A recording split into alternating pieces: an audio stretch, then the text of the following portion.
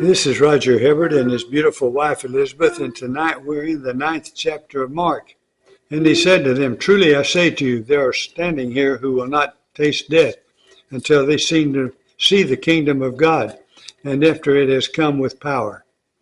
So then happens the transfiguration. And after 6 days, Jesus took with him Peter and James and John and led them up a high mountain by themselves. And he was transfigured before them, and his clothes became radiant, intensely white, as no one on earth could bleach them. And there appeared to them Elijah with Moses, and they were talking with Jesus. And Peter said to Jesus, "Rabbi, it is good that we are here. Let us make 3 tents, one for you, and one for Moses, and one for Elijah." For he did not know what to say, for they were terrified, and a cloud overshadowed them. And a voice came out of the cloud, "This is my beloved Son. Listen to him." And suddenly, looking around, they no longer saw anyone with them but Jesus only. And as they were coming down the mountain, he charged them to tell no one what they had seen until the Son of Man had risen from the dead. So they kept the matter to themselves, questioning what is this rising from the dead might mean. And they asked him, Why do the scribes say that first Elijah must come? And he said to them, Elijah does come first to restore all things, and how it is written of the Son of Man that he should suffer many things and be treated with contempt. But I tell you that Elijah has come, and they did to him whatever they pleased, as it is written of him. And when they came to the disciples, they saw a great crowd around them, and scribes arguing with him. And immediately all the crowd, when they saw him, were greatly amazed, and ran up to him and greeted him. And he asked them, "What are you arguing about?" And someone from the crowd answered him, "Teacher, I brought my son to you, for he has a spirit that makes him mute. And whenever it seizes him, it throws him down, and he foams and grinds his teeth and becomes rigid. So I asked your disciples to cast it out, and they were not able." And he answered to them, "O faithless generation, how long am I to be with you? How long am I to bear with you? Bring him to me." And they brought the boy to him. And when the spirit saw him, immediately and convulsed the boy, and he fell on the ground and rolled about, foaming at the mouth. And Jesus asked his father, "How long has it been happening to him?" And he said, "From childhood, and it has often cast him in the fire and into the water to destroy him. But if you can do anything, have compassion on us and help us." And Jesus said to him, "If you can, all things are possible for one who believes." Immediately the father of the child cried out and said, "I believe, help my unbelief." I want to stop there and say something to you. Unbelief. You know, God has given us a measure of faith. So it's not that we need more faith. It is that we don't need any unbelief.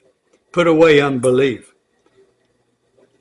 And when Jesus saw that a crowd came running together, he rebuked the unclean spirit, saying to it, You mute and deaf spirit, I command you, come out of him and never enter him again." And after crying out and convulsing him terribly, it came out, and the boy was like a corpse, so that most of them said, "He is dead." But Jesus took him by the hand and lifted him up, and he arose. And when he had entered the house, his disciples asked him privately, "Why could we not cast it out?" And he said to them, "This kind cannot be driven out by anything but prayer." They went on from there and passed through Galilee, and he did not want anyone to know, for he was teaching his disciples, saying to them, "The Son of Man is going to be delivered into the hands of men, and they will kill him. And when he is killed, after 3 days he will rise." But they did not understand the saying, and were afraid to ask him. And they came to Capernaum, and when he was in the house, he asked them, "What were you discussing on the way?" But they kept silent, for on the way they had argued with one another about who was the greatest. And he sat down and called the 12, and he said to them, "If anyone would be first, he must be last of all, and servant of all." And he took a child and put him in the midst of them, and taking him in his arms, he said to them, Whoever receives one such child in my name receives me, and whoever receives me receives not me, but him who sent me. John said to him, Teacher, we saw someone casting out demons in your name, and we tried to stop him because he was not following us.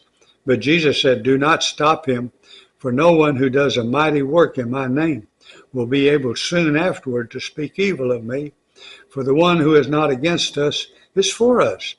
For truly I say to you, whoever gives you a cup of water to drink because you belong to Christ will by no means lose his reward. Whatever causes one of these little ones who believe in me to sin, it would be better for him if a great millstone were hung around his neck and he were thrown into the sea. And if your hand causes you to sin, cut it off. It is better for you to enter life crippled than with two hands to go to hell, to the unquenchable fire. And if your foot causes you to sin, cut it off. It is better for you to enter life lame than with 2 feet to be thrown into hell. And if your eye causes you to sin, tear it out. It is better for you to enter the kingdom of God with one eye than with 2 eyes to be thrown into hell, where the worm does not die and the fire is not quenched. For everyone will be salted with fire. Salt is good, but if the salt loses its saltiness, how will you make it salty again? Have salt in yourselves and be at peace with one another. And